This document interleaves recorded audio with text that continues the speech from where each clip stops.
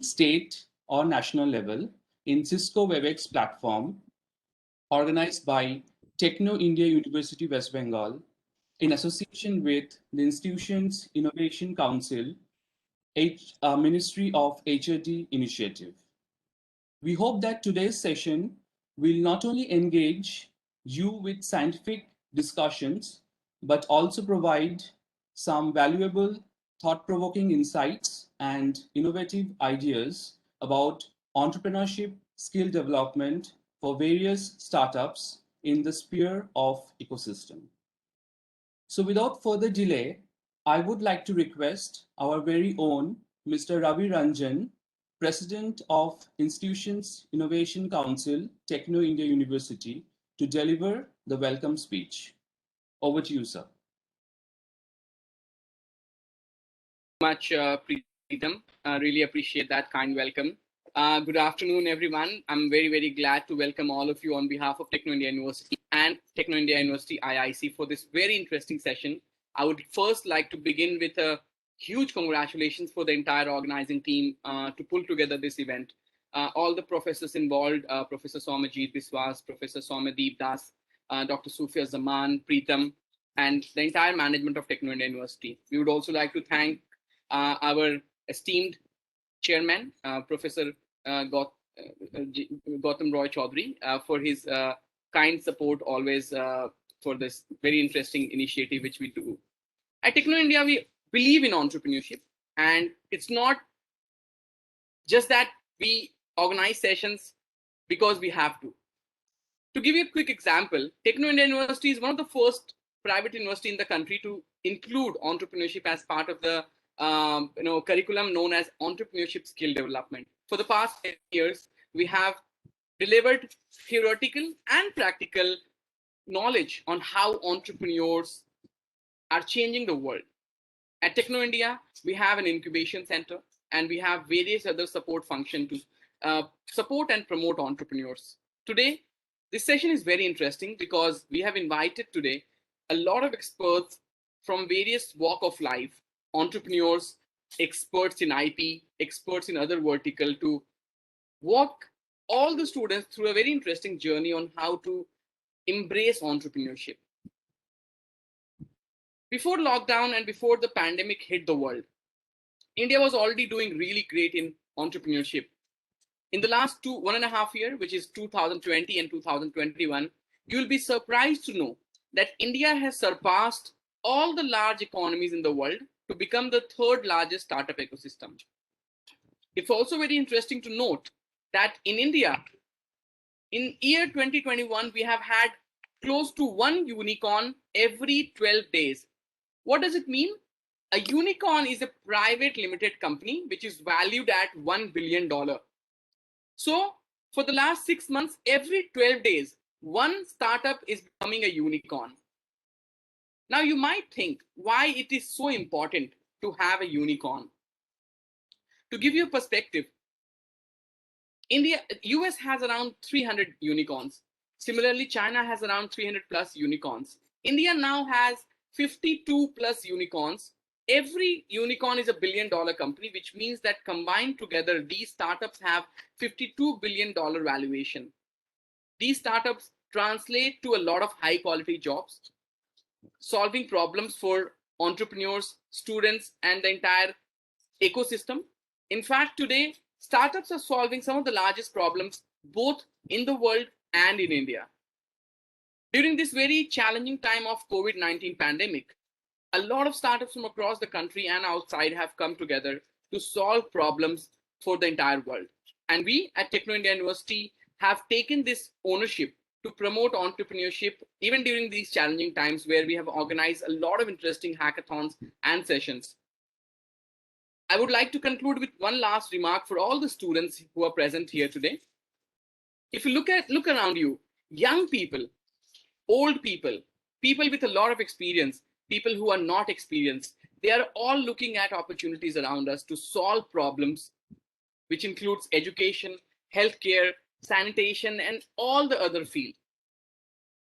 You should take advantage of all these sessions so that you can go to the next level, and instead of just being a job seeker, you can become a job provider. I wish you all are staying safe, taking care of yourself whenever required, and you have the option, you should take the vaccine. And at Techno India University, if you are coming up with any idea, do let us know if you want to take it to the next level, and we'll be very, very excited to support you with this initiative. With this, I would like to congratulate the organizing team once again, and I'm sure this session is going to be a very enriching experience for all the participants present today. Thank you, Mr. Mukherjee. Thank you, Mr. Ranjan, for your advice and your words of wisdom. So now I would like to call upon our beloved Professor Dr. Sufia Zaman, the head of the Department of Oceanography, Techno India University, West Bengal, to deliver the introductory speech. Over to you, ma'am. Yes, very good evening to everyone. And today is a session on the innovation and ecosystem enablers. It's a panel discussion where the eminent speakers will talk about how to start up new programs, how to enable us, the students, and all the entrepreneurs, how to develop some schemes and projects and take it to the society. So this is a session where all the students and the faculty members we have joined here to promote awareness that we will make ourselves more skilled. We will not provide, we will not seek jobs, but also we will provide jobs to other members present in our society. So we will cope up with the system, which is now happening in our country and other parts of the globe. So I congratulate all the team members who have worked with us for this session, and the eminent speakers in the panel is there. Dr. Sangeeta Agarwal madam is there. Dr. Shambhu Prasad Chakravarti is there. Mr. Shourav Patro, and our Dr. Shubhrata Trivedi. He was from actually the Arab Emirates. He has come recently to India. So there also he had done some startup programs with the students and the other entrepreneurs. And Mr. Patro, he is also from the fishery sector, aquaculture division, and he has his own division and firm. So they all will be talking about their different programs. And Dr. Sangeeta Agarwal, she is also from an engineering college, and there she panelizes and organizes different ecosystem hubs and programs too. Along with that, we have our senior most sir, Dr. Shambhu Prasad Chakravarti. He will be talking about, he's from the NUGS, that is the National University of West Bengal, in the law sector, is a very much judiciary sciences. And he will be talking about the different aspects of how to take up your business ideas, concepts, and models in a legal framework. So I think this discussion will be very fruitful, as from all the sectors, the enablers and the startup innovators have joined this program to not only motivate the students, but to provide them with full knowledge and full care that how to start up your own business and how to start up your own schemes related to your own project ideas, related to your own innovations. So I think Professor Ishan, Professor Shomojit, Professor Shomodeep, Shamrat, and Dr. Preetham, they are all, and Mr. Ravi Ranjan, we have all joined here not only to just make such sessions just one way, but I think the students have a grip on the very idea that through these sessions they not only learn but to gain knowledge, but also how to apply them in their future sectors, in their future lives. So with this good words, I will now give the mic over to Dr. Preetham to carry on the session with the panelists and the invited speakers. Thank you all. Take care and be safe. Thank you, Dr. Zaman, for your inspiring words. So now it's time for the first talk of today's webinar. And for that, I would like to invite Dr. Sangeeta Agarwal, Associate Professor, Department of Applied Science, RCC Institute of Information Technology, to deliver her speech. Dr. Agarwal is working as an Associate Professor, Department of Applied Science, RCC Institute of Information Technology, Kolkata, West Bengal. She has passed BSc Science in Bachelor of Science in Chemistry in the year 1992 and Master of Science in Biochemistry in the year 1994 from University of Calcutta, West Bengal, and then obtained her PhD as a UGC GATE Qualified Fellow in the year 2001 from Jadavpur University, West Bengal. She was a project participant in the Indo-Hungarian Exchange Program under DST New Delhi in the year 1998 to 1999. She has over 8 years of full-time postdoctoral research experience in various capacities. She worked as a visiting academic in Monash University, Melbourne, Victoria, during April to September 2008 under the Endeavour Fellowship sponsored by the Government of Australia. She is also recipient of DST Women Scientist Fellowship, New Delhi, Government of India, during the year 2009 to 2012. She also worked as a visiting faculty for Government College of Engineering and Ceramic Technology, Kolkata, and MSIT Kolkata.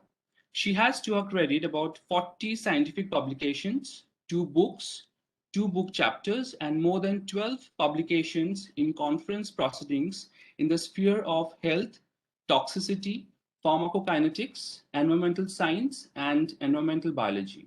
She is a life member of the Indian Chemical Society. Dr. Agarwal has acted as advisor in several projects on organic farming in Indian Sundarbans.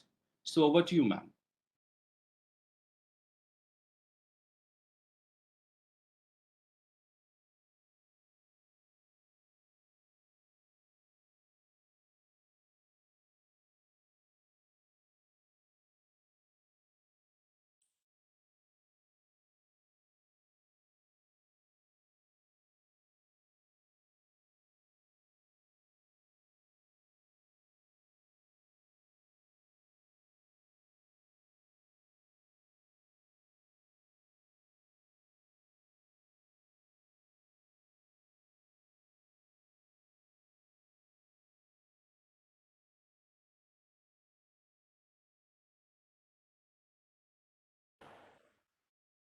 Am I audible?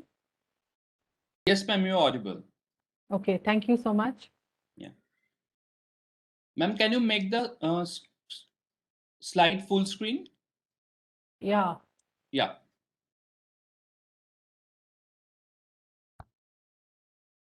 Is it full screen now? Yes, ma'am. Thank you. Okay, thank you so much. Before I start my presentation, I would like to request everybody to be interactive. I have prepared some questions, so I would like participation from the dear students. And I would like to thank the organizers of this program for giving me an opportunity to interact with everybody present here, especially to Dr. Zaman. Thank you, ma'am, for having me here. So I am, so my introduction, everybody knows, and so I'm not going to waste any time in introducing me. So I would be talking about the innovation and startup ecosystem enablers. So the picture here, we are representing West Bengal, and West Bengal is still there to catch up with the rest of the cities who are going ahead. So that is why I think this webinar is very much apt, because we really need to push ourselves and become job, creators. So what is a startup? Everybody knows. Whenever we think we are, thinking, innovating, we are trying to develop and then deploy or commercialize new products, processes, services.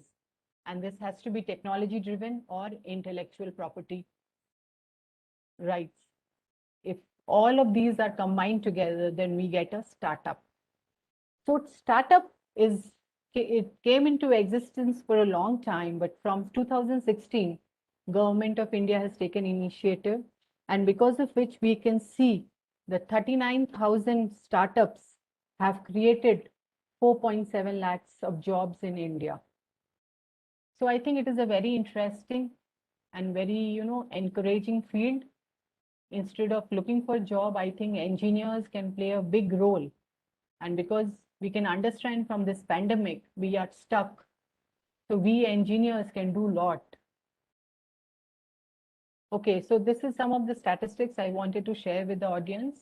So we have 50,000 startups in 2018, and out of which 9,000 were technology-led startups.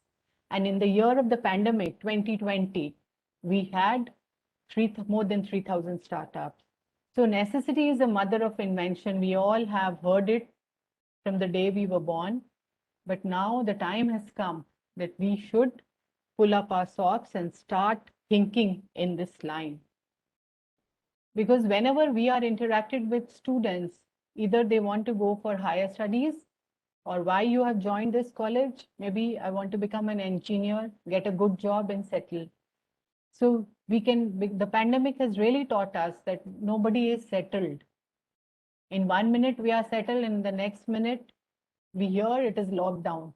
So we have becoming unsettling. So this might be, in years to come, we might be bombarded with more of such viruses. So we have to find solutions within our disposable, whatever we have. So we are seeing that Indian startups are growing because cost of doing business is less because of labor, other infrastructures. So the cost is less. We are closely associated with the customers and vendor. This proximity also helps in growing the business, and we have a large domestic market. That is a very big reason where the startups can grow. From the statistics which I got from the literature, we are having 1.5 million engineers who are graduating every year. So do you think all of them will be placed? Because we do not have so many jobs available at our hand.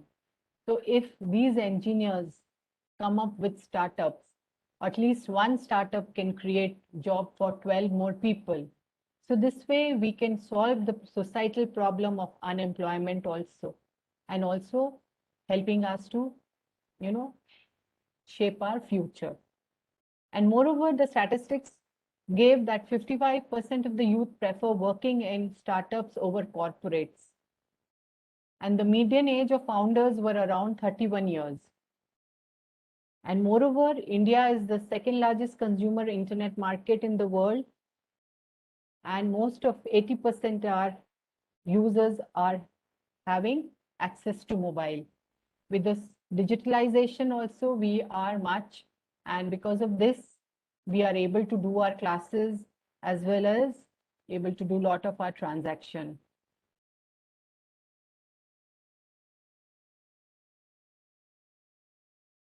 Okay, so let's have some interaction. Can anybody tell me what is the age and who are the youngest CEOs in our country? Anybody? Are they able to write in the chat box? Ma'am, I think they can write in the chat box, but I think they're muted. Yeah. Oh, that's okay. If they have the answers, can we have the answers? Nobody? Shall I wait or shall I give the answer?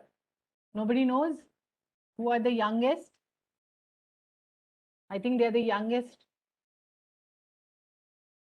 much younger than the audience who are present here. Any chat? I think there is no chat, I think. Is there any chat? Okay, so the answer is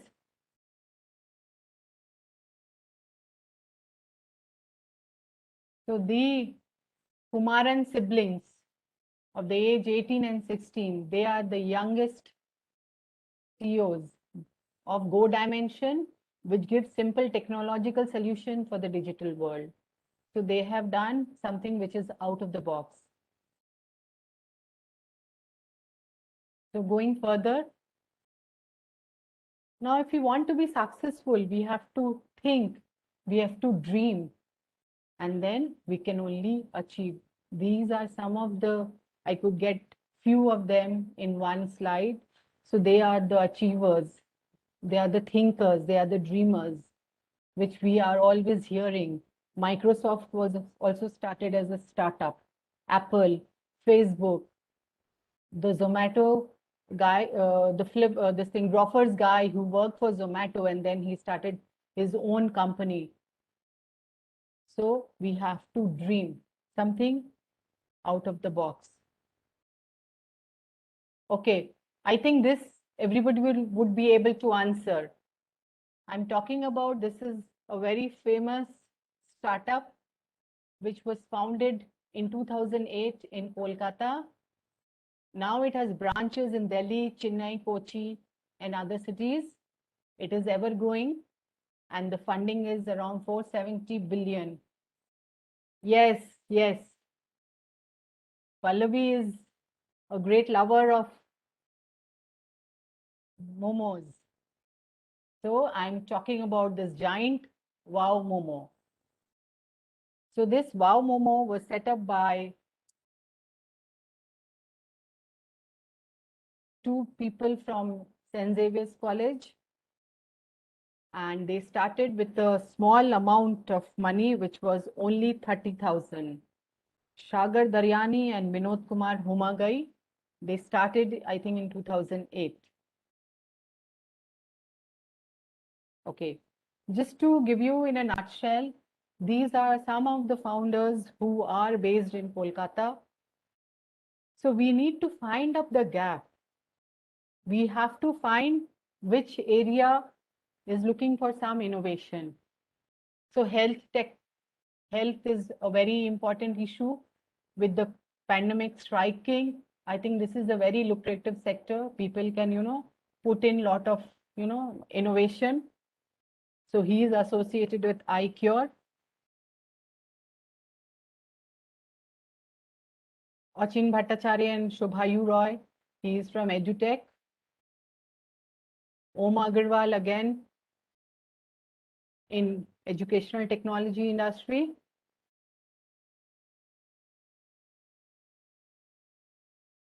So this one is associated with visualization and data analysis. Another from Calcutta, Deepak Kumar Walia, Ashok Walia, and Pradeep Kumar Walia. So they are siblings. They are into information technology and services. Okay. So I'm coming to this. This I put up because they were the three engineers who gave their high-paying jobs and they started farming in the outskirts of Bangalore. So it is not like that engineers can't do. Engineers, I think they are most fit to start with startups. I just wanted to mention I'm from the RCC Institute of Information Technology, and these are few of the names who have been successful in entrepreneurship. So they have, in the last 2 to 3 years, they have succeeded. And out of these 6, I can only find 1 woman. So women representation is less, that we need to take care.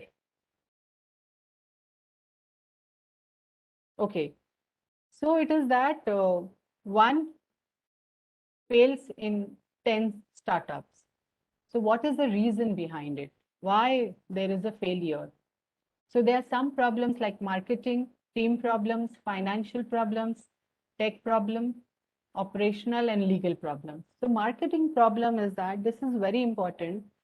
The problem is that lack of product market fit. What is the thing that we have to first take care of the market? So you have to look into those gap areas where the innovation is required. It is not like that you come up with any product and try and fit into the market. It should be the other way. Like there are many sectors which are looking for innovations, like for PPE kits, they should be low cost. Maybe you can look for some testing equipments, maybe critical care, rural healthcare, logistics, fake news detection. So there are a lot of market which is there. So we have to look for market, and then we have to innovate according to the market. It is not that first product and then you look for the market. So this is the biggest problem Indian startups are facing. You have to fill in the gap. Next, team problem. One of the major problems is that same area people are there in that team.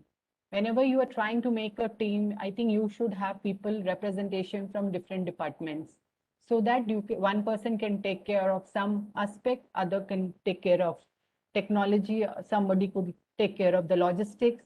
So this way, then only the team effort would help. Finance can be an issue, but finance, lot of banks are giving loans. Many are doing crowdfunding, bootstrapping. So financial problem can be solved. Tech problems. This is the biggest mistake. What people are only banking on the technology, and technology are over investing. You're not taking care of other departments. So this is also one of the problem why the startups, some of the startups are failing. Operational problem, that is 2%, that can be taken care. And legal problem, I think Shambhu sir would be talking about the legal aspect. So I am not an expert in that. So let us further move. Okay. So my motto is we can connect, collaborate together, and can be a catalyst in this change. So before I end, I want to show you a video which was which came up this only on 29th in this ABP Anando. Our students, what they have done, it is something innovative. Just wanted to share.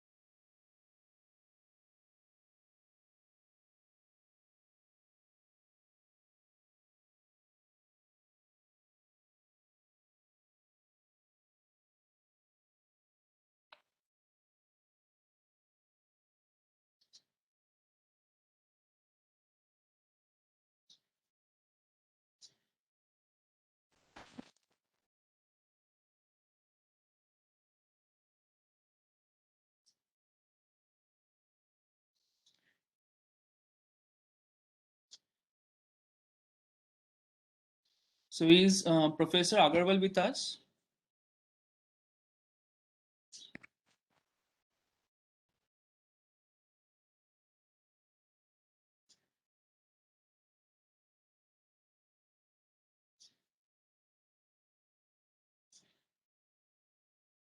I think we have lost connection with her. I think let's wait for a few more minutes.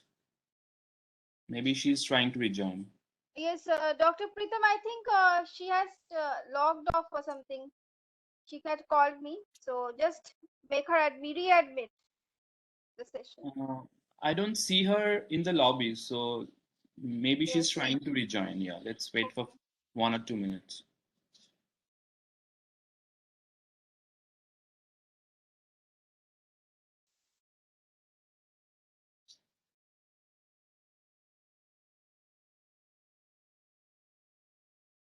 Yeah.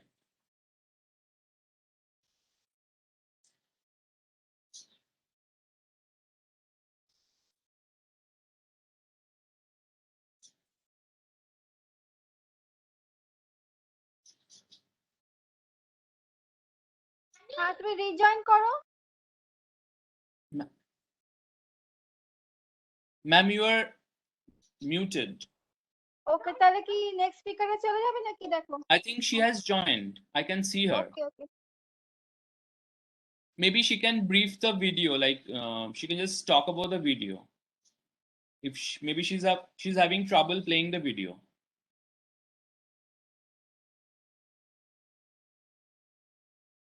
Yeah, I think. Can you hear me? We can join. Go to the Sangeeta next speaker then. Sangeeta ma'am, can you hear me?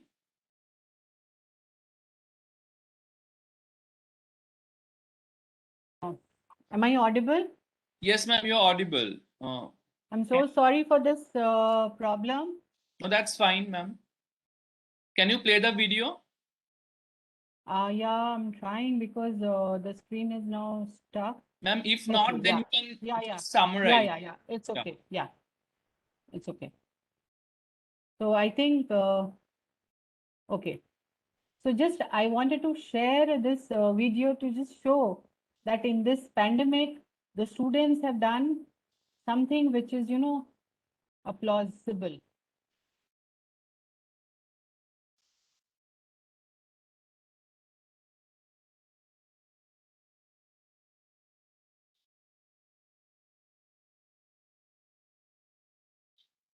Okay, so when Just summarize the video. Okay. For Okay. students, yeah. Now I think I can play.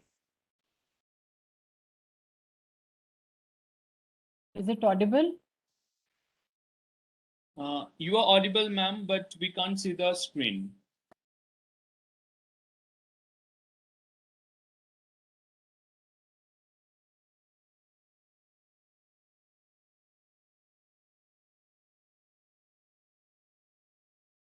Yes, we can see the screen.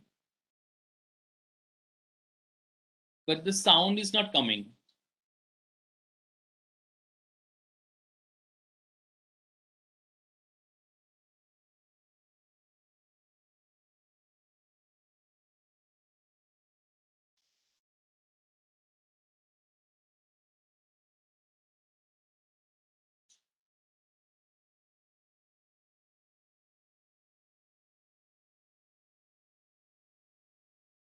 Ma'am, the sound is not coming. If you can just say what it is all about, that will be great.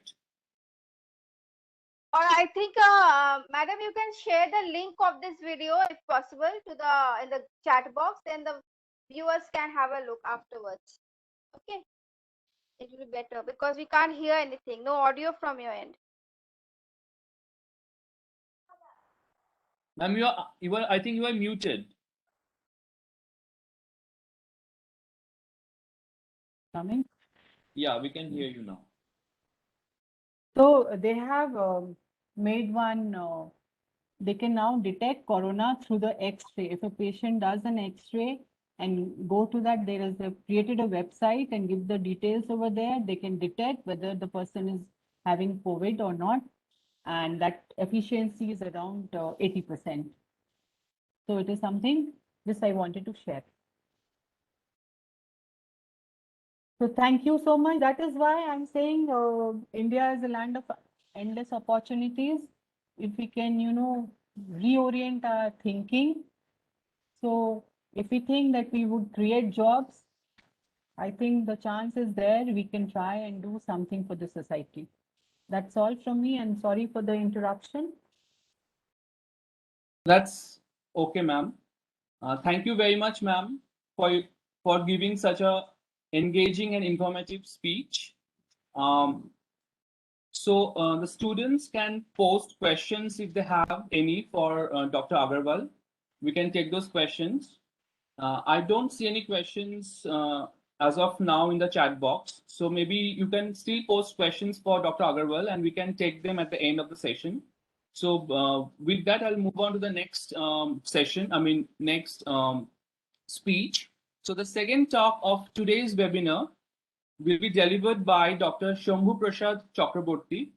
Dr. Chakraborty is currently the head and research fellow at the Center for Regulatory Studies, Governance and Public Policy, West Bengal National University of Juridical Sciences, Kolkata, India. He is the chief editor of NUJS, Journal of Regulatory Studies. His area of research is tribal and indigenous rights, climate change, intellectual property rights, and technology law. He has authored 4 books, 30 articles and book chapters in Scopus indexed and UGC care listed journals, and presented research papers in more than 50 national and international conferences and webinars. He has been invited as a resource person in more than 30 national and international events and has been a WIPO Fellow in the year 2019. He was awarded with gold medal for winning Youth Parliament competition by the government of West Bengal, India. He topped his school at +2 level and college in his LLB degree and topped the University of Calcutta in his 4th year. He was conferred with a PhD degree in law from North Bengal University in the year 2017. With more than 12 years of teaching and research experience, Dr. Chakraborty is also a member of the prestigious Law and Society Association, United States, and the Commonwealth Lawyers Association, London. So over to you, sir. Well, thank you, Pritam, for that amazing like an introduction. I don't think it's at all necessary. Like what really does matter is to what extent this deliberation helps the people who are on the other side of the screen. Well, I have made 5 or 6 small slides. I'd like to share that right now, just in case, like it is visible or not visible. Please let me know. I think it's coming up, sir. It's Okay. in the process. Is I it think it's coming up? visible, sir. If you could make it full screen, that would be great. Just a second.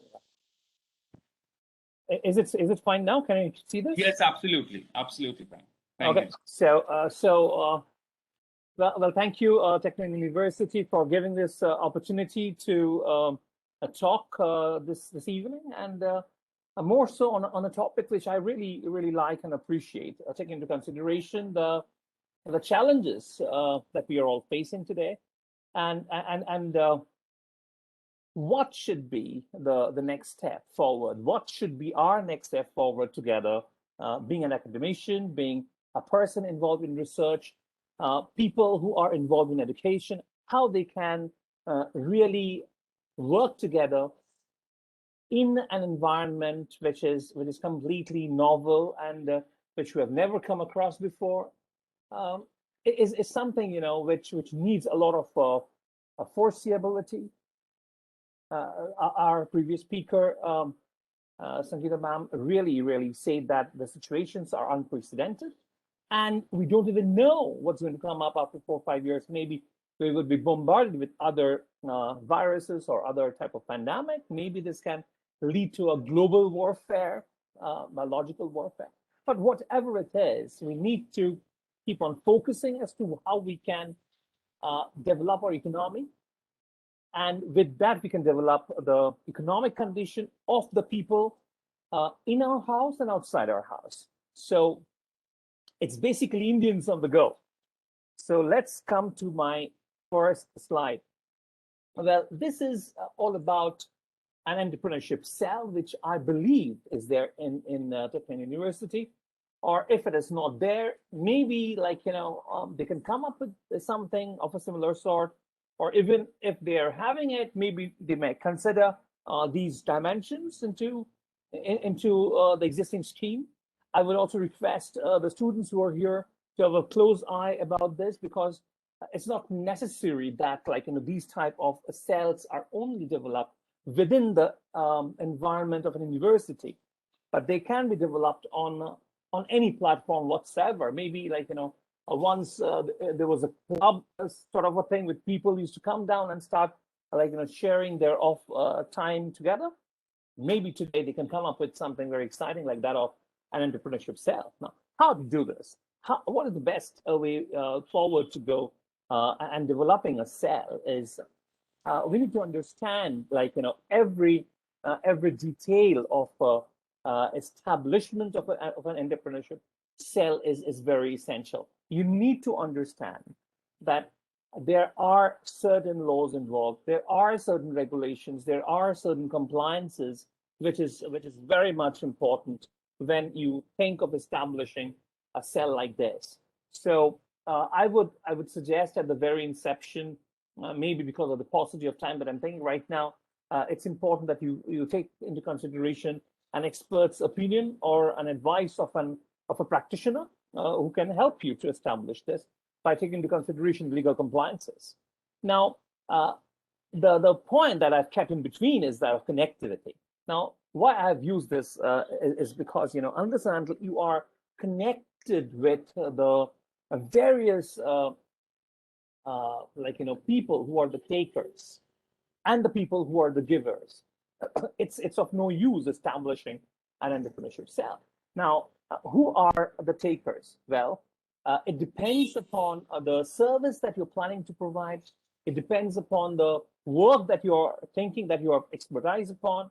And well, who are the givers? You need to find out who are the best people in the university who can be a part of this cell, who can be a part of that research, who can be a part of the entire setup by which this particular performance can be done. And the cell will act as a connector between the creation of the service, providing that particular service, and helping the people who are on the receiving end to access that seamlessly. So it's very important that we have a proper connectivity between the entrepreneurship cell, its establishment, and all the compliances. So this is the first slide, which I thought is important for all of us. Well, coming down to this is a very, very important challenge. Let me tell you, funding is something which is always difficult to get. I've seen people who approach this funding, thing from a very emotional perspective. But what I would like to ask all the people who are on this particular platform is to take this very professionally and not take it emotionally, because your caliber, your performance is not only helping you, but it is helping the entire society. It's helping directly to a lot of people who would be working in this particular cell, and indirectly to a lot of other people who might get the benefit or reap the benefit arising out of what you're performing at this particular moment. So I think approach is very important at this moment. You take away your emotions when you apply for funds, because I've seen many people who are extremely talented. They have this tendency of not applying to various funding opportunities. They don't explore these opportunities. And why this emotional factor is there in this part of the world. But I have seen many international organizations having specific agents and agencies who promote their funding opportunities to the people who are willing to take it. So I would appreciate that we need, we have to, take that emotional quotient away from us for the time being and look for opportunities where we can get the funds. Let me tell you, I've identified 4 basic, a place where we can ask for funding. One is the Csr Funds. I'm sure, all the people who are here know about this. For those who are very new to this particular CSR thing, is the full form of this is corporate social responsibility, and all the companies, all the corporations are now legally bound to take care of the social causes, society as a whole. To give a small example, anyone who puts up a factory, maybe in a remote area, would have the responsibility to maybe protect those people who are adversely affected, or maybe adversely affected, or maybe helping that particular society to develop as well, because it's that particular society which is giving the opportunity to this particular industry to develop and boom. So it's important that there is a reciprocity to the society. So I really appreciate, because the law has come up, and today it's a mandate for all these companies to move for the social development project. So a good CSR fund would definitely boost a lot of entrepreneurship functioning. Sangeeta ma'am has rightly said that there are a lot of the bubbles which are bursting out. There are so many entrepreneurship endeavors coming up, but they're dying because of this fund opportunity, fund issues. So I think if you can have even a small hiccup as you move on with your functioning, a good funding opportunity would really go a long way in helping to recollect the wrongs, change it, and maybe help in settling the challenges and give a new life to that dying entrepreneurship, a promising entrepreneurship approach. So coming down to the point number 2 is government schemes. Well, there are so many government schemes which we're not aware of. So we need to understand where government is trying to invest. And once we come across this, we can channelize our approach, our funding, applications to those areas. We have a preconceived notion that, well, there is always corruption in government fundings, government welfare schemes, which I would like to say is not right, because we have worked on a very recent work in our center, which is called the Center for Regulatory Studies, Governance and Public Policy, which is the nodal research center of our University of NUJS, where we have taken up about this welfare schemes and whether these are taken by the common people. So we did this particular research. We went to the grassroots level. We found that majority of the people who are actually supposed to apply for those welfare schemes are not aware of the schemes and its existence. So majority of those funds remained unutilized. The fund goes back to the center from the state exchequer. So I think it's important that we have a good research on where the government is trying to fund.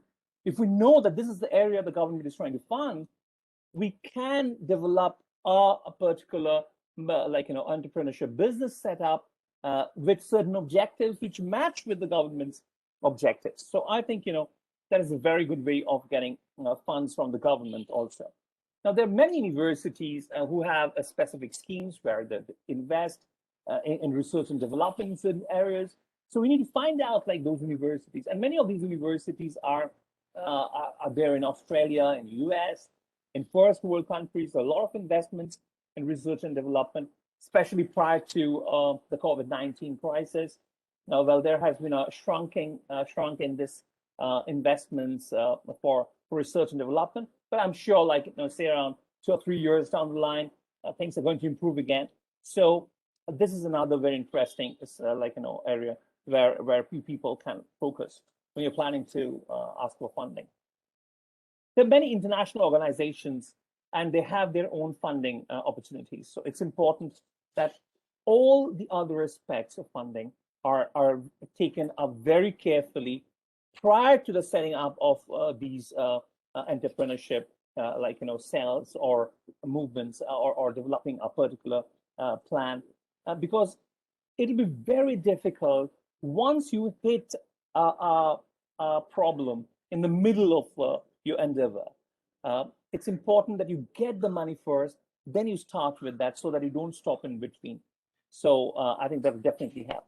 Now, after funding, I would say that the next most important thing is that we need to think of the development of the country as a whole. It's not necessary that we're only planning to get some money out of our business, make it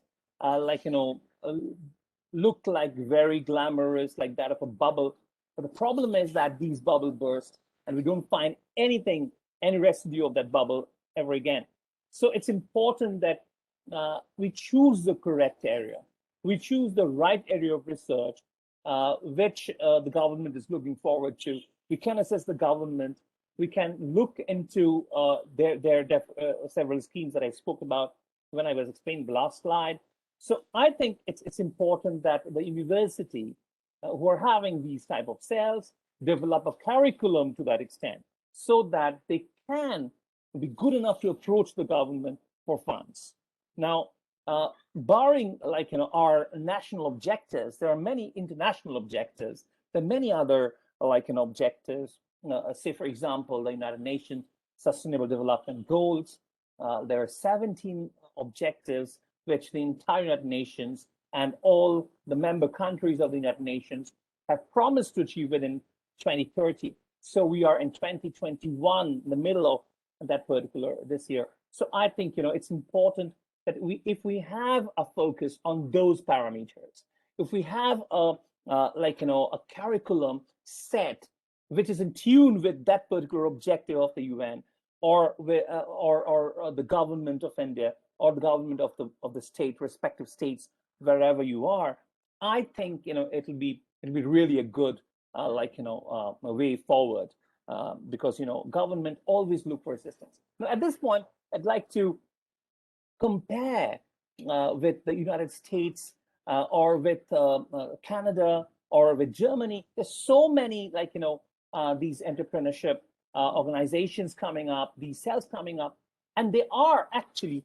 helping the government with their particular areas. I have a friend from whom I came to know that the Harvard University is working very closely with their disability cell, with the United Nations, with the US government. So I think it's important that there is always a correlation.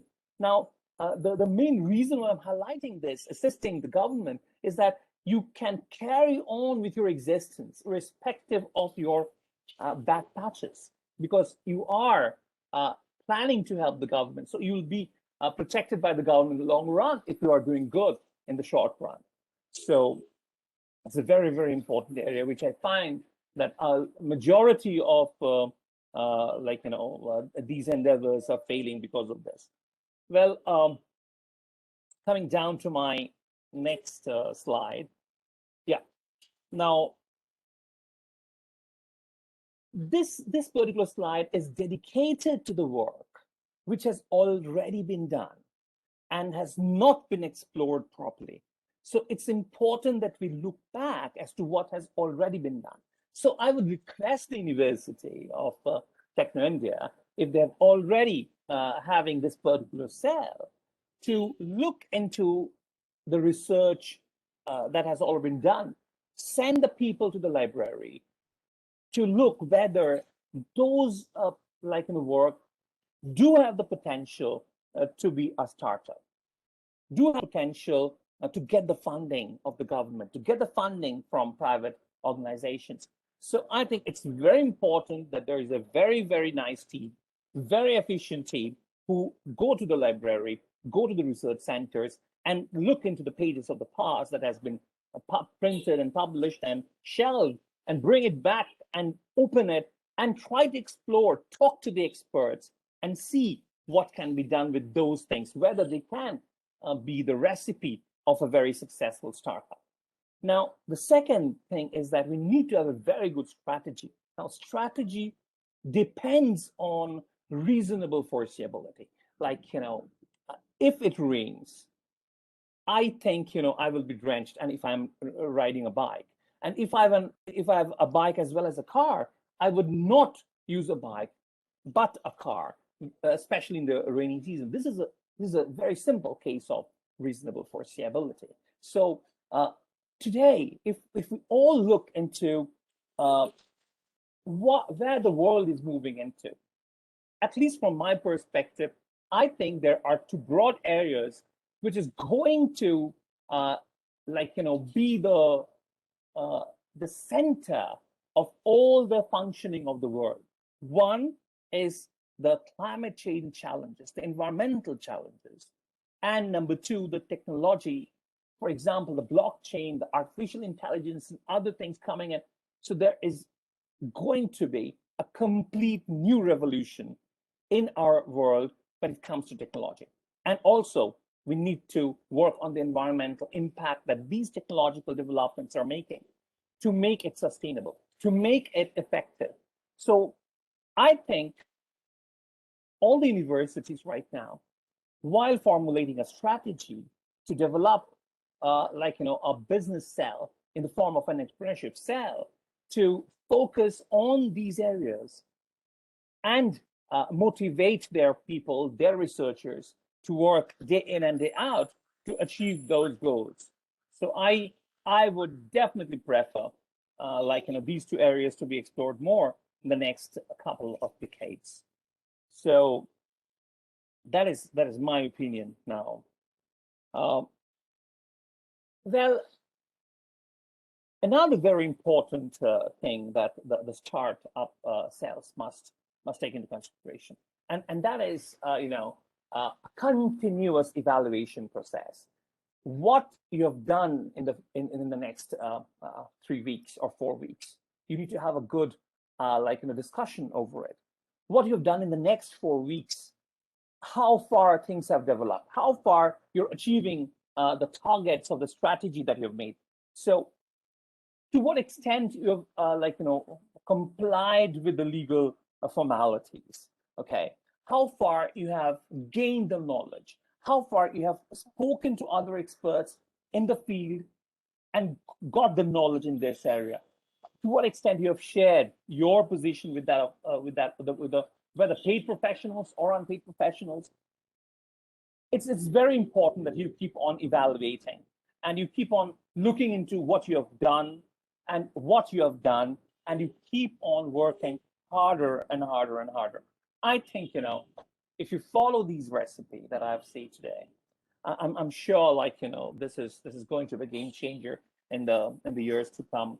And I hope that this few minutes of yours that I've taken for this discussion remains fruitful and helpful for all the people who are listening to this particular deliberation. Well, I think here I should stop, because I think I've taken more time that I should have taken, and that has been a lot. I'm sorry for that. And thank you once again, Techno University, for giving me this opportunity. Thank you once again, Pritham, for hosting this particular platform. Thank you once again to everybody. Thank you. Thank you very much, sir, for giving such a wonderful and enriching speech. And I'm sure that the audience has also gained several new insights on this subject. So as I don't see any questions in the chat box, I would encourage the audience to post questions for our speakers, and I think they'll be very happy to answer them. You can keep posting questions. We can take them at the end of the session. So with that, I'll move on to the next session. That is, the next speech for today's session will be delivered by Mr. Csr Patra, aquapreneur associated with Brixels Technologies Private Limited. So Mr. Patra is an aquaculture entrepreneur continuing his work for the overall betterment of the aquatic environment. His working area is basically for the improvement of water and soil health and to control the different limnological parameters of the aquatic environment to make an eco-friendly, sustainable, and profitable aquaculture. He is presently associated with Brixels Technologies Private Limited as an aquaculture and biofloc consultant. So over to you, sir.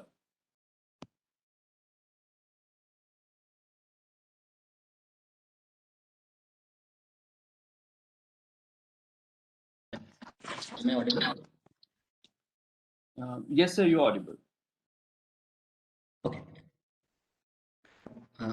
First of all, thank you very much, Techno University, for giving me such an opportunity to just express myself. Also, thanks to our both speakers, Dr. Agarwal and Chakravarti, for enriching me also by giving some extraordinary information in their speech. So just within a few minutes, I am just giving some insight of my entrepreneurship life, that now I'm associated with Brixels Technologies Private Limited. Actually, what we have done, we have just created a natural probiotic. or sometimes it is called organic probiotic.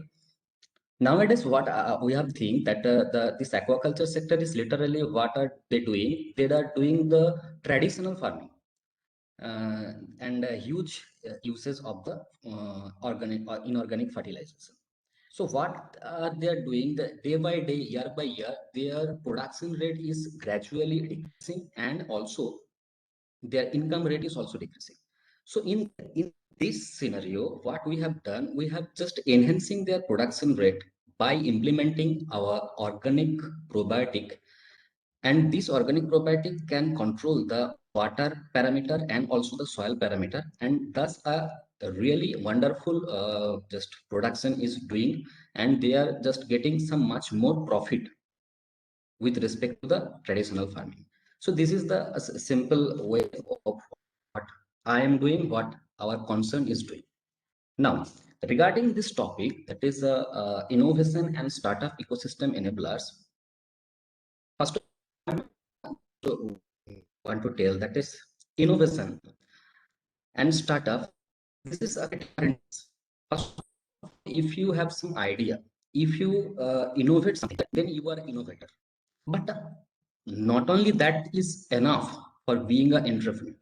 There are so many innovators there, so many invention is there, but to make this is a scalable and this is a marketable and that might be the usable to the society, that is a different issue.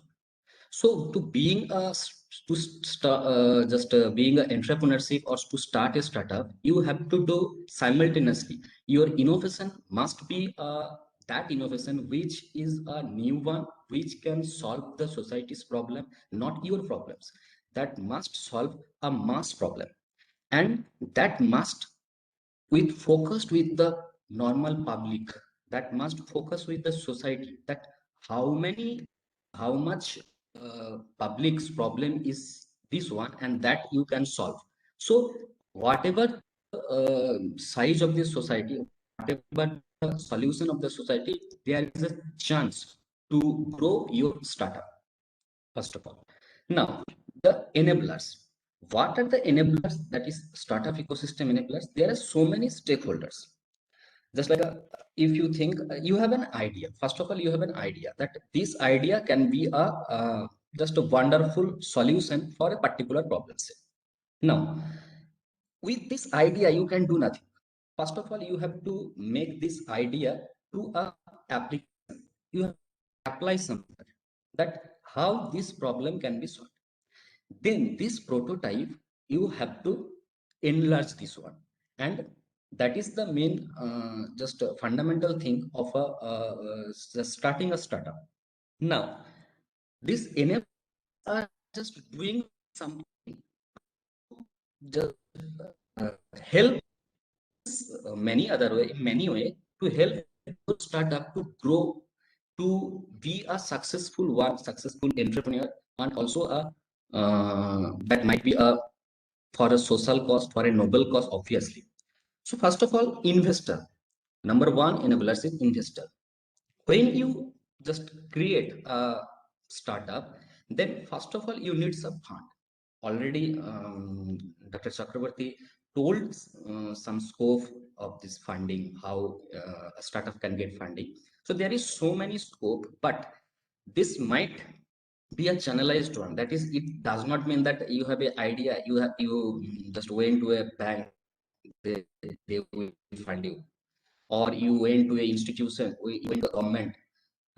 So there is a hurdles, so many hurdles is there. So you have to prepare yourself, you have to prepare your organization in that way that you are good enough to understand, to understandable to the investor, those are investor, that this one be a huge scope, that this one be a huge market in the future, so they will invest.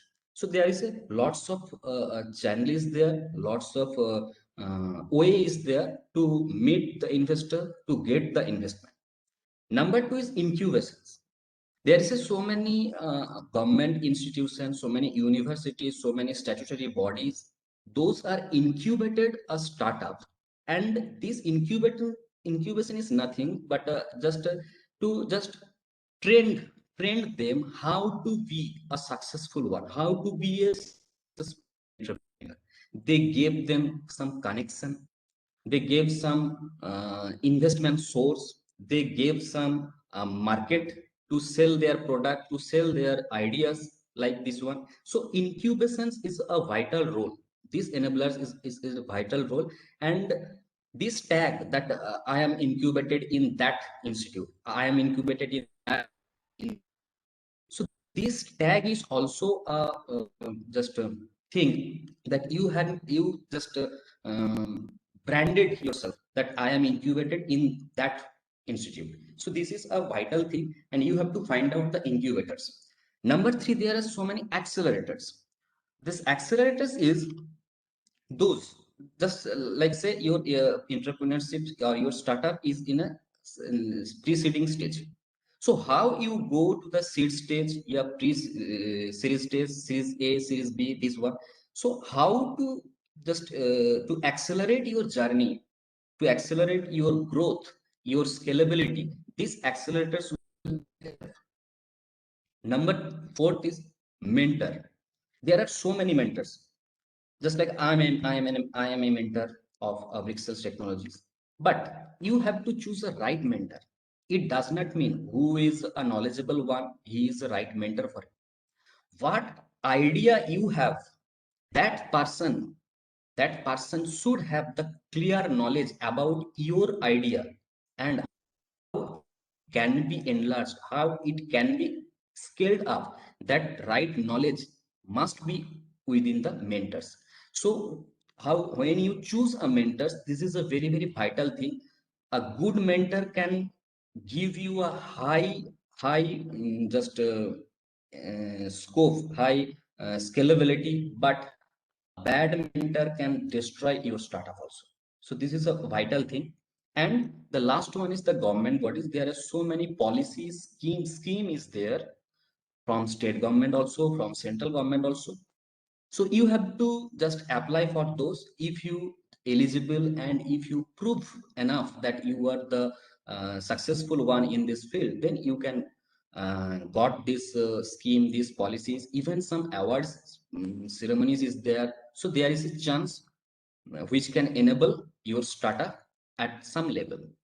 Now, first of all, to motivating you that you may be a entrepreneur, you may be a just a proprietor of some company. That is not such a thing.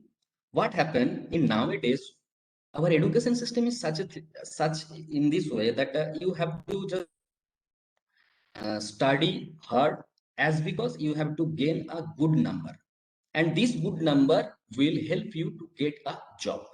And maximum of student and maximum of universities also are just pressurize those students to get a good score to be hired by some employer. But the time has changes. The time now is in this 2021, the time is different. There is a very, very scarcity in the employment. And in this scenario, if you are a startup, if you are a employer, if you want to be an employer, that is a good one. But our curriculum is not such way that from the beginning of our education you have to train, you have to mentored to be a employer. And now whatever government education policy, that's national education policy is coming, that is quite little bit enhancing this part, that is the entrepreneurship skill also. So this is a good just sign we are in near future. But some universities also, I have what I've seen, that entrepreneurship is like a extracurricular activity, or just an additional one that is not a curricular activities in nowadays also in most of the universities in India also. But if we think that in this last 10 years, there is a huge development in the startup industry in the India. Already, Dr. Agarwal just give the statistics data that what are the startups in last year, in 5 years, they are in India. What are startup coming into the lie. So there is a huge scope, and government is also, our Indian government is also doing very good regarding, if we just take a index, that is a global innovation index, then we are our ranking is quite good now. We are in past 5 years we are in 86th rank. Now we are in like a 48 rank. So there is a good sign in the innovation index, and also ease of business is nowadays in India is very good. So there is a huge scope, and in India there is a huge market, huge domestic market is there. So if anyone is just want to do something in startup or entrepreneurship, then in India that is a good one for their startup. But if I motivate you, someone motivate you to be a startup, that is not such a thing. If you don't motivate yourself, if you don't think that I want to be a successful entrepreneurship, then no one can motivate you. No subject, no syllabus can motivate you. First of all, you have to do something. You have some quality, like you have to self-motivate. Whenever you just face a problem, whenever you face a problem, you have to find out the solution. Whenever there is a problem, there must be a solution. But solution must be a easy one. That this solution must be a noble one, that is a very easy and that is a very useful for the society. That is number one. And you have to just recall, if you sometimes you may be a depressed, if you motivate yourself, do that is just a strength that you can go long in your journey. Number two, creativity. Those are entrepreneurs, they just started like one startup, but in his journey or in his journey he can so many startups, so many entrepreneurship, because his mind is like to do something new, to create something new, to solve some problem. This kind of attitude you have to wear, otherwise your entrepreneurship skill will not be a successful one in near future. Maybe a successful in some years, but this is not a long-term issue, because problem will come. You have to solve the problem. No one will be there to just solve your problems. Number three is risk-taking capacity. There is so many risks everywhere, from the day one to the last day. There is every day there is a risk, and you have to just you have this capability to take this risk, and you have to just overcome this risk. Then you can just go ahead. Otherwise you can just stop, and at that stage, or you may just you may don't grow at just after reaching a step or reaching at a point, you may stagnate. That may happen. And you must have a control. Sometimes this control of is not for just like there's some internal control, some external control. External control you can't just it is not in your control, because this is maybe the government change the policies, this may be the your what you have think within 5 years your product is very much outdated, a newer product already came. So this type of external factors there, but your internal control must be there. You have to control yourself. You have to control that how I will achieve this success. It is not like you achieve in 1 year from pre-seed funding to series B funding, and it is not like you are just pre-seed funding for let's say within 10 years you are just stagnant in the pre-seed funding. That is also not necessary, obviously. So there is this quality. If you have, you can think about the startup or entrepreneurship journey. But now, there's if we take a survey, that is in India, if 100 startup grown in a particular year, then we have just this research tells that 90% of the startup get failed. Maybe in first year, maybe in idea stage, maybe in some pre-seed stage, maybe Series A stage. That is, after all, 90% startup failed. Only 10% startup can succeed. And if we just insight into the research that this is called the 21.5% startup failed in first year. In idea stage or that is a prototype stage, they are just failed. 30% startup failed in second year, and 50% startup failed fifth year, and 70% startup failed in 10th year. So this is the point that I want to tell, that this is not some people will tell that if you survive 3 years or more in this entrepreneurship field, then you are successful one. That is not. If you are a successful one, you have this attitude, you have to this entrepreneurship attitude. If your one entrepreneurship failed, then you have to make another entrepreneurship. This quality, that entrepreneurship attitude, entrepreneurship quality, you must have. Otherwise, no one, no these enablers can help you. No stakeholders can help you in this startup field. So this is the main thing. And regarding the region, I am want to tell that in local or in national or international, there are so many institutions are there to help you. But whenever you thought of a startup, then you don't think it locally, that it can solve a problem of local. Then your market will be a stagnant one. Your market will be a closed one. You cannot go beyond that. So whenever you just start a startup, you think international. And we are very unfortunate that our West Bengal government scheme policies are so little or so less that with regarding to the other state. But there is some policies, some schemes is there in every sector. You have to um, if you are eligible one, you may get these chances. And in national level, we may just refer you that is a Startup India.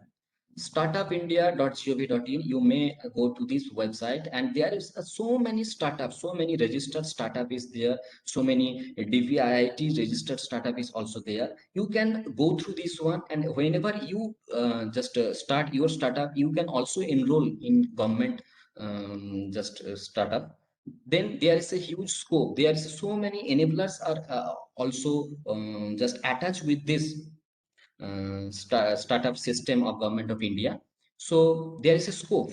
And for the international way, I am telling you that from this national level, there are so many programs is there is so many moderator are there. Those are working national and international level, and they can help you if your idea, your startup just function is quite impressive to the investor, to the incubators, to the accelerators. Then they really will be help, just want to help you to just scaling up in international level.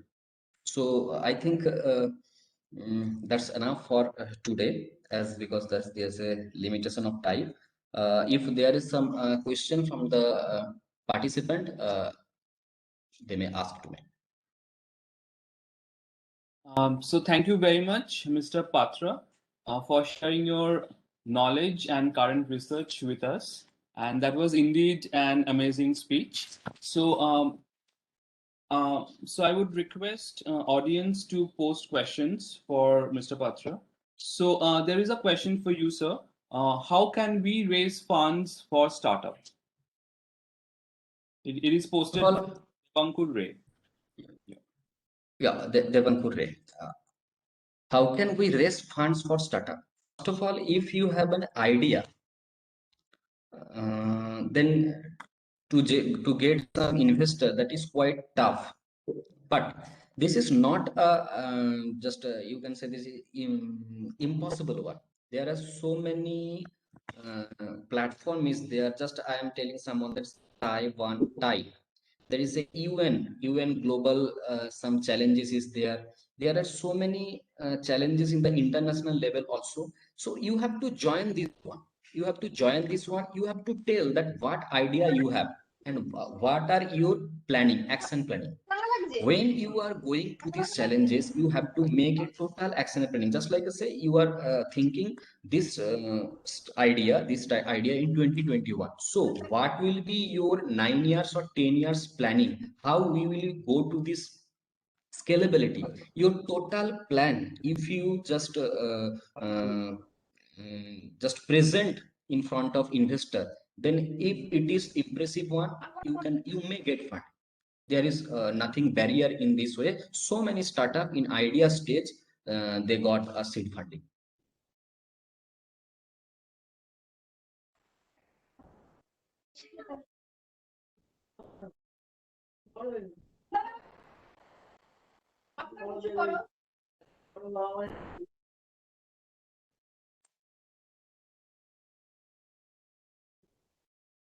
Yeah. I'm Sir, you are not audible, I think. Sorry, I was muted. So the question is there any website from where the audience can get more knowledge about this topic?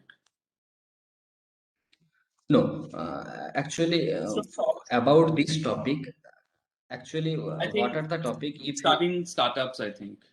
starting startup, actually, there is no such one place where you just get every information regarding the startup. But there is so many sessions, so many you can find in also YouTube also. In the if you search on Google that how the incubators, how the enablers help, then you can get so many research papers also, so many just topics, so many case study. And if you just go through this case study, you have a good idea about how to go, how to just go to just give this excellent to go from this idea to a venture. This idea you have to get from the website also. So there is no particular website. Okay. So thank you with that. Thank you very much, Mr. Patra. With that, we would move on to the next session. So the final talk of today's webinar will be delivered by Dr. Subrata Trivedi, who is a postdoctoral researcher in the Department of Oceanography, Techno India University, West Bengal. So Dr. Trivedi completed his BSc Honours and MSc from University of Calcutta, MPhil from Jadavpur University, India, and PhD in molecular biology from Hiroshima University, Japan. He is a recipient of Japanese government scholarship, BBC World Service Scholarship, and fellowship from Ministry of Environment and Forests, Government of India. He discovered 5 new genes encoding vanadium binding proteins in ascidians. His PhD research included cloning, gene expression, functional assay, and genomic studies. Dr. Trivedi has more than 25 years of teaching experience and as well as research experience of handling 10 major projects as PI and co-PI. He has more than 150 publications, including peer-reviewed research papers, conference papers, book chapters, and books. Recently, Springer International published his 2 books entitled DNA Barcoding in Marine Perspectives and DNA Barcoding and Molecular Phylogeny. He is the reviewer of several journals like PLOS ONE, Molecular Biology Reports, Mitochondrial DNA, Tumor Biology, DNA Barcodes, etc. His current research is mainly on DNA barcoding and nanotechnology. He is also an editorial board member of several international journals and member of many international societies. He has taught in several universities both in India and abroad. In the past decade, he has served as faculty member in the Department of Biology, University of Tabuk, ASA, and is currently associated with the Department of Oceanography, Techno India University, Kolkata, as a postdoctoral researcher. So over to you, sir.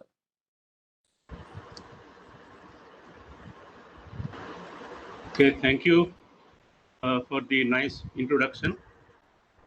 I want to tell you that for startup, there are a lot of programs, both from Government of India and also we have from Government of West Bengal. Okay, first of all, I want to say that we should have some innovative ideas. And just to pinpoint, I would like to inform that our university curriculum should be reoriented in such a way that the students, they should come up with some ideas. It may be they have some idea and they can express to the faculty members. And we know that, for example, in the BSc course, bachelor degree course, we have some project work.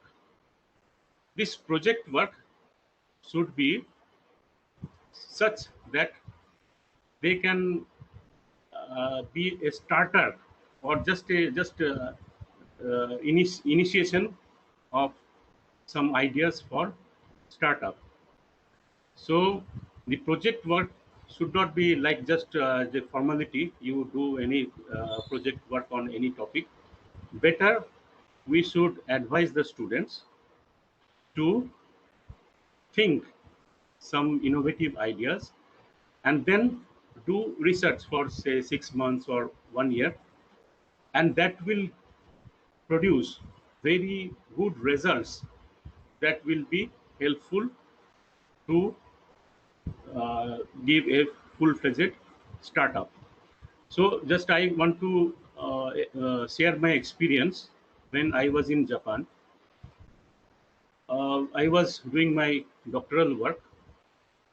I saw the students, the final year students, bachelor degree students, they came and they were doing research which was parallel to that which we were doing in PhD course.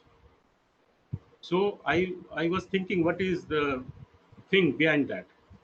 So I came to know that that particular student, he has some ideas and he wants to do some startup. So he wants to gain expertise.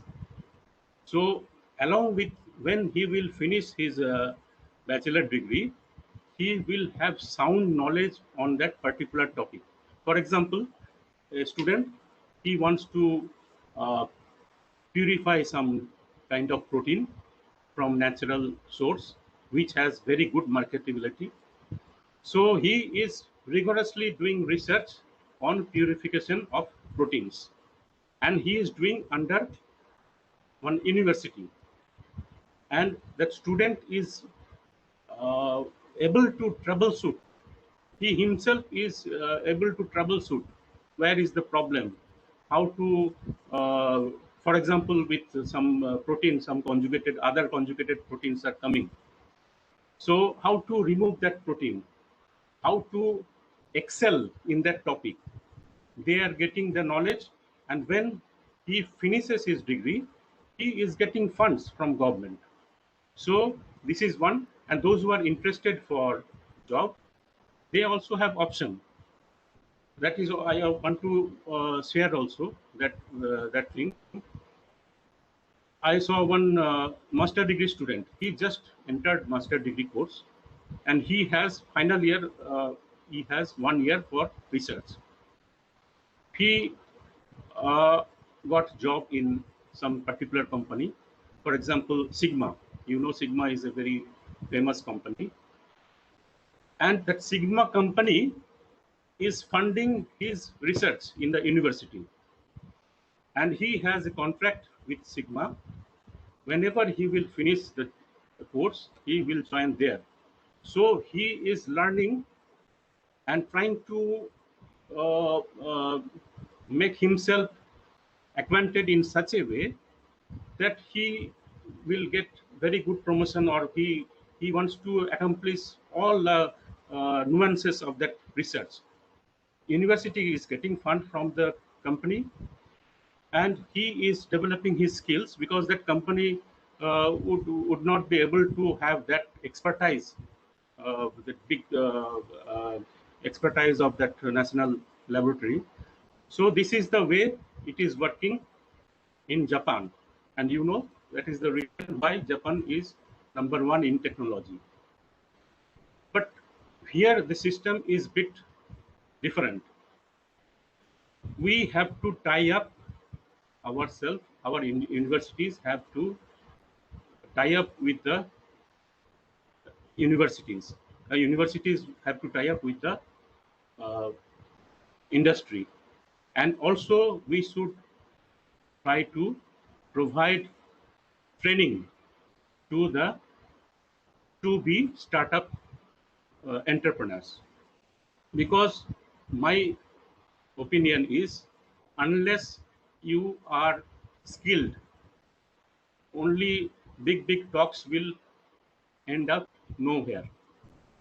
So whatever you want to do, if you want to do simple research, it is not that we have to do hi-fi things.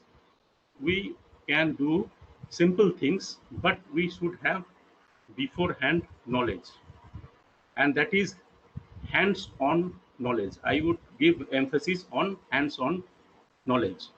Another example, this is just to give some clarity.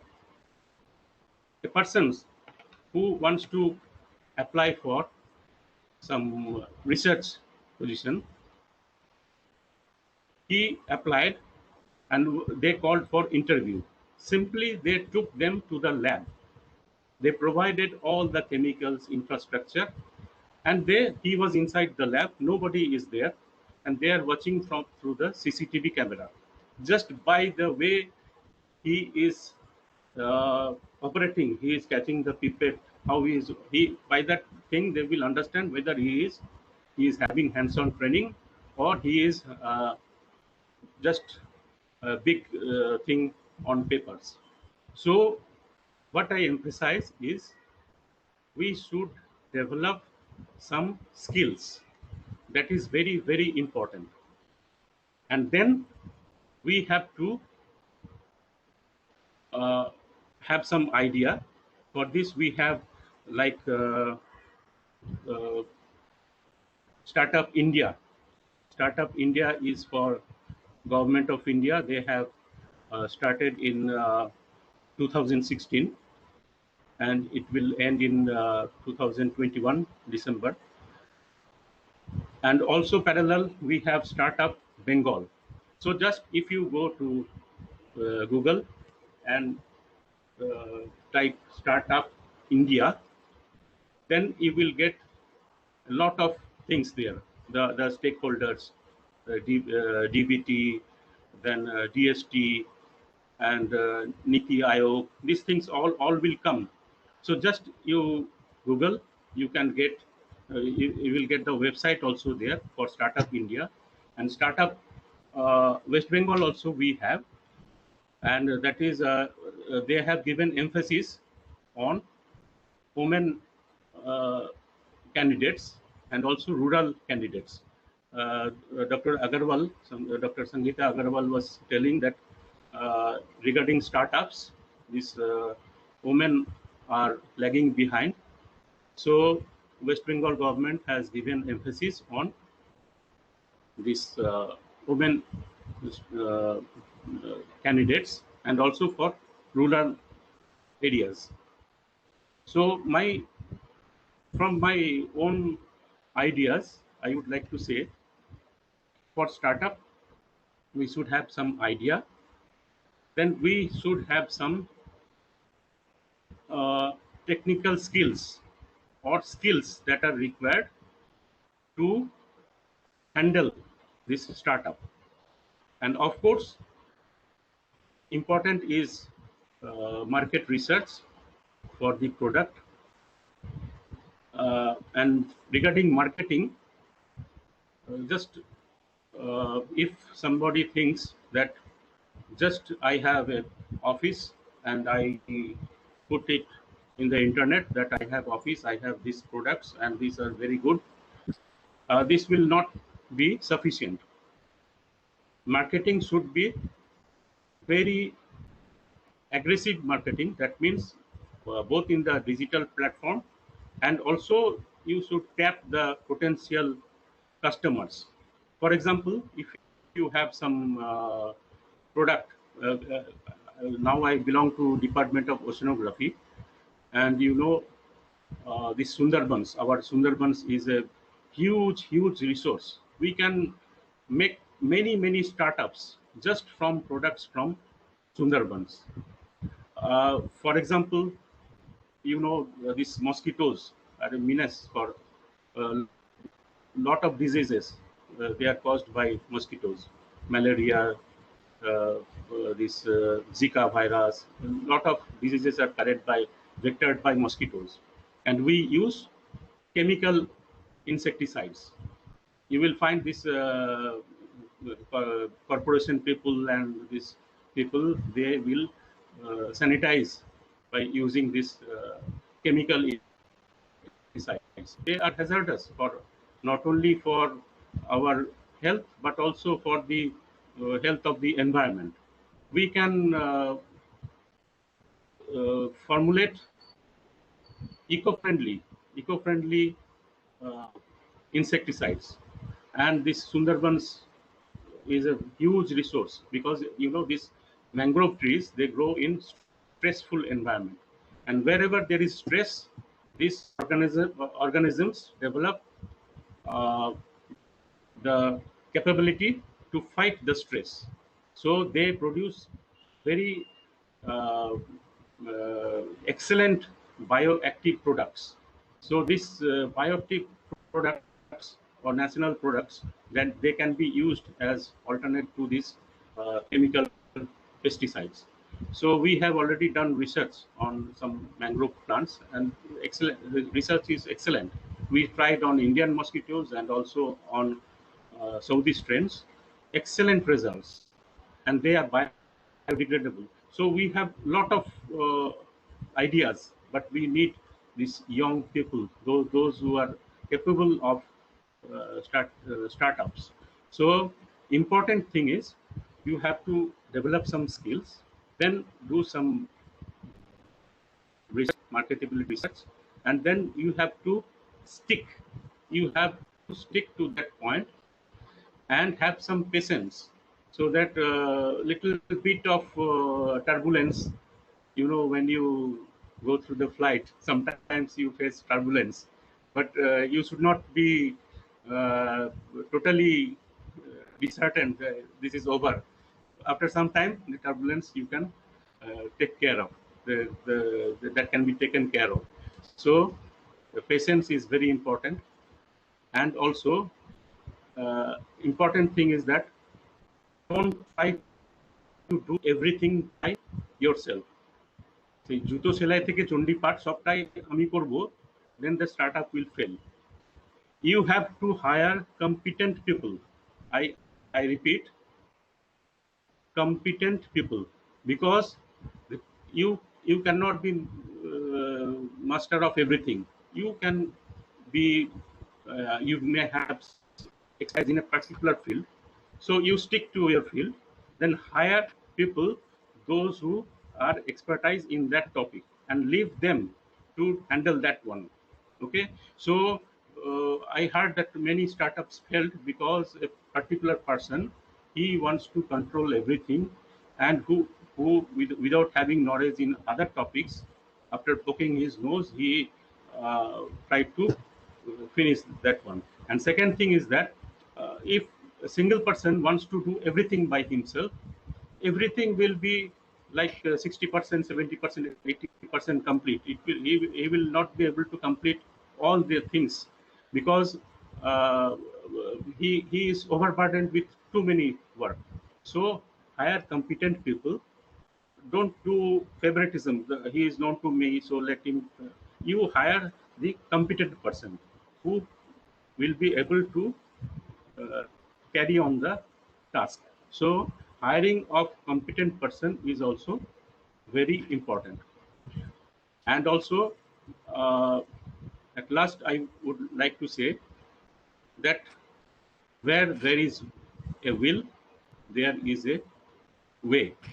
So you have to have strong will, and definitely you will find a way for successful startup.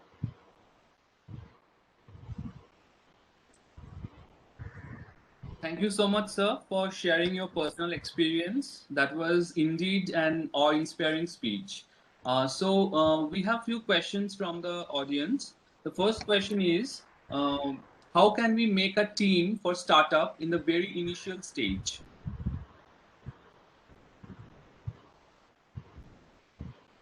Yes, for the initial stage, I think, as I have told before, you have to have some ideas.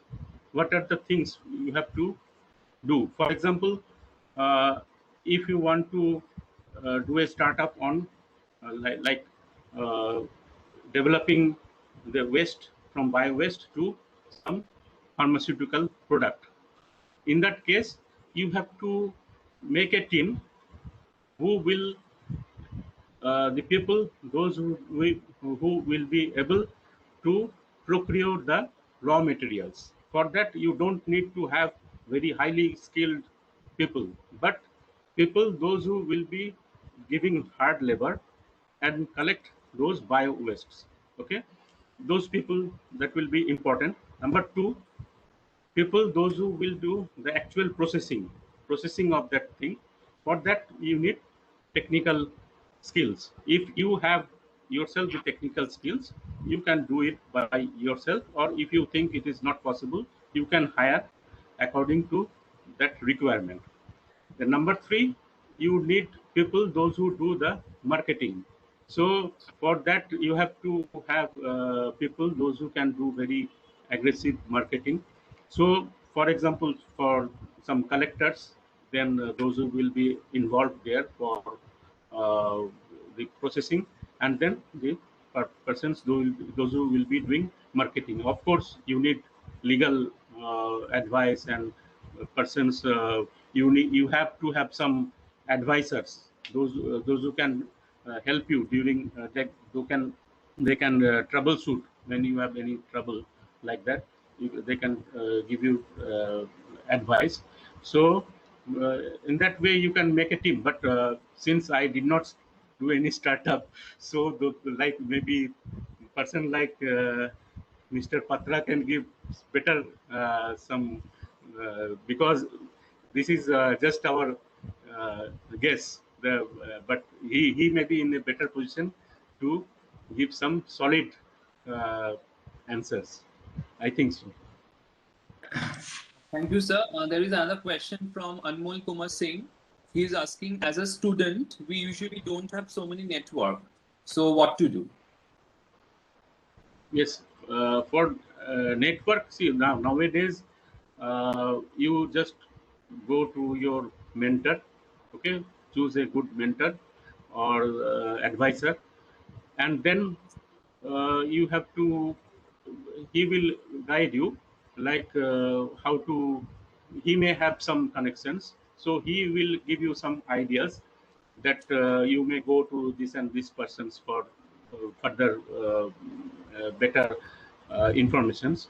And also, see, for connections, this government of India or West Bengal government, they have put in the website lot of things. If you are interested, you just go to the Startup India, just type Startup India or Startup Bengal. You will get lots of informations. Okay, for example, for startup, the companies, the turnup should not be more than 25 crore, you know, or the company should not have be registered before 5 years. So it should be a new company, and a company, sometimes it happens, a big company, they will break up and make a small company just to get that startup fund. They will not give the fund to that company, because it should be a original registered company, and it should not be more than 5 years old. Okay, and it should, the turnover should not be more than 25 crores.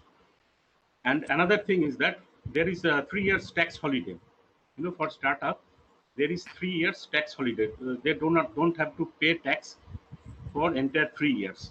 For that, there is inter-ministerial panel is there. They have to give certificate. That certification is required to avail that 3 years tax holiday. So these things, if any students, those who are interested, just go to the website and type Startup India. Then everything regarding government of India startups, that everything will come, and there are websites also where they can visit from there, and which department is looking after which one. For example, DST has some responsibilities, Department of Science and Technology. DVT has some uh, responsibilities. Then Niti Aayog is there, and different aspects are there, and all these IITs, IIMs, and these universities, many are involved there. So they can get all the information from there. Startup Bengal also, they can get a lot of informations from there. Just nowadays it's very easy. Just go to the website, and any queries they can get from there. And there is office also for Startup Bengal in Dalhousie. There is office also. That office address is also given. If somebody is interested, they can go and get information from that office also. Okay, thank you, sir, for your time and for patiently answering all the questions. I think Dr. Patra has posted a site for Government of India website on startup. So everybody can visit that site. And as Dr. Trivedi rightly said, that you can Google about that, and you will get a lot of information from both Government of India and Government of West Bengal sites. So, so thank you, Dr. Trivedi, again for your wonderful lecture. So with that, we will end the session with a vote of thanks. And to deliver the vote of thanks, I would like to invite our very own Professor Shomojit Biswas, Assistant Professor, ECE Department, Techno India University, West Bengal.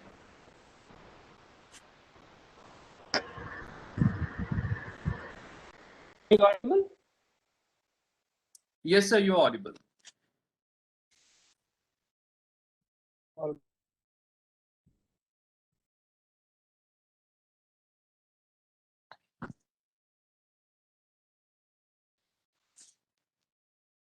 Good evening, everyone. It's a very engaging, wonderful webinar session with much enthusiastic participants, I must say. Firstly, I would like to extend my heartfelt thanks to honorable guest, panelist members, Mr. Ravi Ranjan and IIC, Techno India University, for attending. Now, I would like to extend my thanks to the extremely qualified speakers, Dr. Sangeeta Agarwal, Dr. Shambhu Prasad Chakraborty, Dr. Subhadip and Mr. Saurabh Patra for spending their valuable to encourage students over the panel discussion session on ecosystem. My special thanks to Preetam Mukherjee for wonderfully moderating this whole session. Most importantly, my heartfelt thanks to Professor Dr. Sufia Zaman and Ishan Ghosh for keeping faith in me and guiding me throughout to coordinate this whole session. Thank you very much. Without your supervision, it could not be possible for me to put this together. Last but not least, I extend my thanks to my fellow colleague, Professor Das, and IIC committee members, also Mr. Sumanto Mukherjee and Anjan Vishwas for support in arranging and planning the whole session. Everyone, can end our session on this good note.